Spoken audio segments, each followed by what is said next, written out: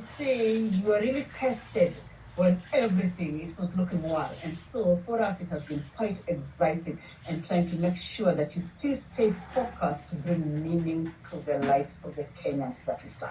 Wonderful.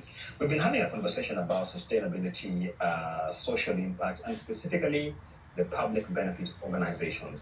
Speak to us about why this conversation is important and precisely what you're doing about it. Let me start by saying KCB Kenya, we live, breathe for the betterment of our people. That's why we pride ourselves in our purpose, for people, for better.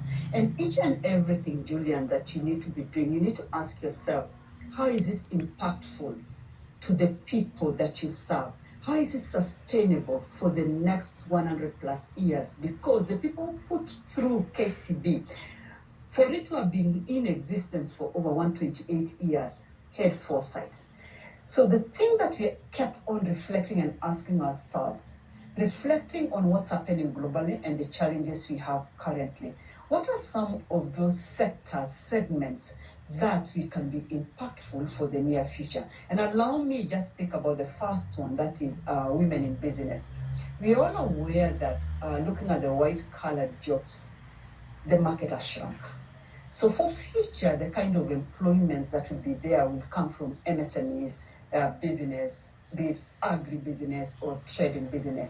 And so we ask ourselves, if we go through the strict and local majority of these businesses, who are running these businesses? Women. Then when you turn to the other side and ask, so who are the number of people, value of loans that the women have assessed? And you will note that it was a quite negligent proposition. And then you want to ask yourself, these businesses which have been run, you want these businesses tomorrow to be corporates.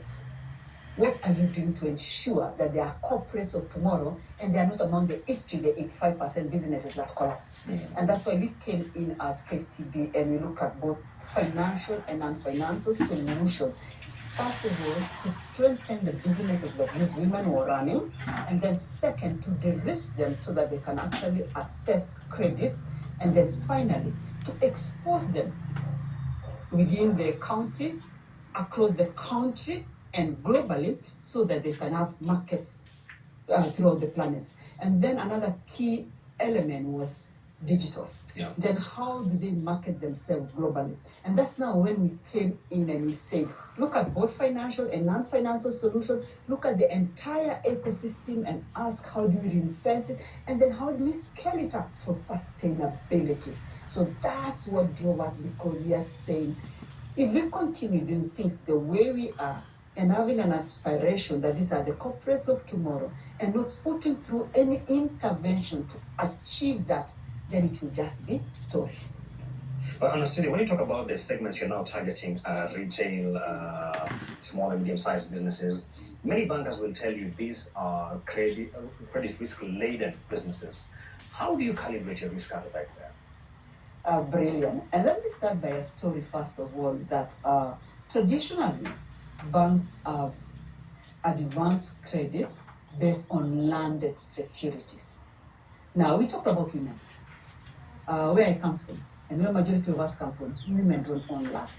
So if you are intentional in trying to ensure that they access credit, then you must come up with solutions that will ensure that, first of all, the business, the cash flows of the business are defined, are assured, because remember, security is the last resource, and this business is a going concern. And that's why you come up with intervention of training, ability for the women in business to find out whether really this business is profitable, what do they need to do differently so the markup, the margins are high.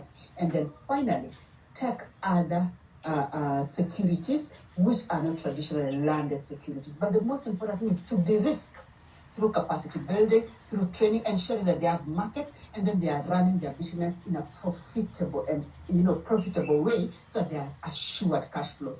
And then finally, don't insist on land as security, because they don't have it. I can tell you, Julian, I own no land in this country.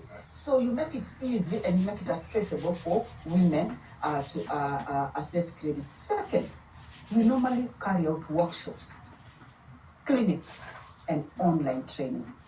These workshops, clinics, and online training is to ensure